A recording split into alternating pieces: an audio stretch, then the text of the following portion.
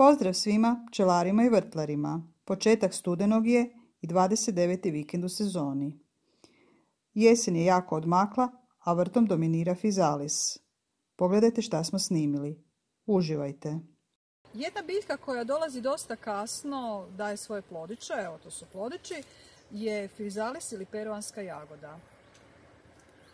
Biljka izgleda ovako, ona je još uvijek dosta egzotična u našim krajevima, iako ja uzgajam sigurno jedno 15 godina. Došla sam do sjemena sasvim slučajno, zapravo došla sam do plodića. Njen plodić izgleda ovako i tu ih imamo jako puno.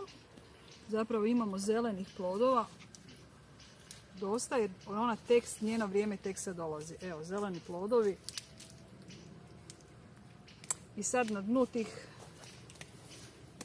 dnu grane, zrioba kreće od zdola, evo tu imamo već zrelijih i jedan potpuno zreli, ćemo ubrati, jedan potpuno zreli plodić. Beremo ih kada su ove njihove vanjski listovi, znači ova mješanica kada je ovako ko posušena i onda imamo lijepi krasan plodić unutra. Ovo je to što se jede od peruanske jagode. Peruanske jagode uzgajaju se jednako kao i paradajzi, znači u proljeće kad sijemo paradajze sijemo i njih. Sijance presađujemo u teglice jedan po jedan i kada prođe opasnost od mrazeva dolaze na vrt. Traže dosta vlage, ali uz vlagu traže i dosta visoke temperature, puno se bolje razvijaju kada je toplo.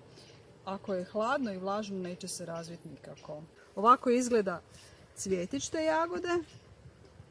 I znači ona će sad tu cvast do prvih mrazeva. Prvim mrazevima će biti uništena, sve biljke će biti uništene, ali one plodovi koji ostanu i ne budemo pobrali imaju jako dobru klijavost i bude na proljeće sigurno tu da nešto niklo, međutim niknu dosta kasno, niknu kad dođe jako toplo vrijeme, ali ti tako posijani što se sami zasiju nikad ne stignu donijeti plod. Znači treba ih sijati u teglice da im produžimo malo tu vegetaciju, taj period vegetacije da sigurno dođemo do plodova. To su biljke koje ne napada apsolutno nikakvi štetnici. Ja ovdje primjećujem da ima smrdljivih martina na njima, ali nisam vidjela, evo tu ima jedan, da ima smrdljivih martina, međutim nisam vidjela da rade ikakvu štetu. Kao da stoje na tim listovima i samo se sunčaju, ne rade nikakvu štetu. Nikad nisam našla nikakve gusjenice na njima, nisam primijetila da ih nešto puno ni puževi jedu, jednostavno su biljke koje nemaju neprijatelje u našem podneblju i zato su dobre za uzgoj. Ove biljke ja ne kolim.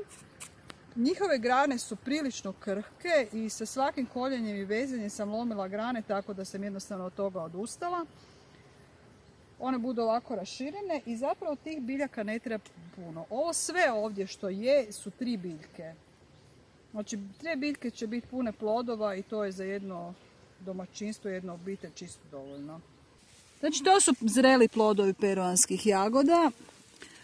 Kada je ovako lijepo suha i šušti ta ovojnica, onda ih pobiremo. Unutra nas očekuje plodić koji je zapravo po svojim karakteristikama, evo kad se ovo skine, po svojim karakteristikama vrlo sličan plodu paradajza. Ćemo probati ovako otvoriti.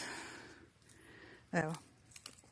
Ove sitne sjemenkice se pokupe i to nam je sjeme za iduću godinu. Ono ima odličnu klijavost i čak na ovom mjestu gdje je uzgojen sad fizalis, ono što ostane bude niklo. Kad dođu dovoljno dobri uvjeti, on će niknuti. Evo. Vrlo je sličan, znači plodić paradajzu, ali po okusu ni blizu kao paradajz, puno bolje, puno ukusnije. Evo. Kako je to biljka koja se izrazito dugo gaji, trebaju jako rano posaditi.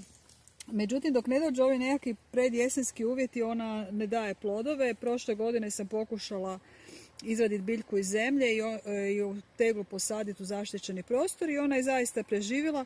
Međutim, ništa ranije nije donijela plodove nego biljke koje su sijane. Voljeli bi da se pretplatite na naš kanal, Za vas je pretplata besplatna, a nama je poticaj za daljnji rad. Dakle, samo kliknite na pretplati se.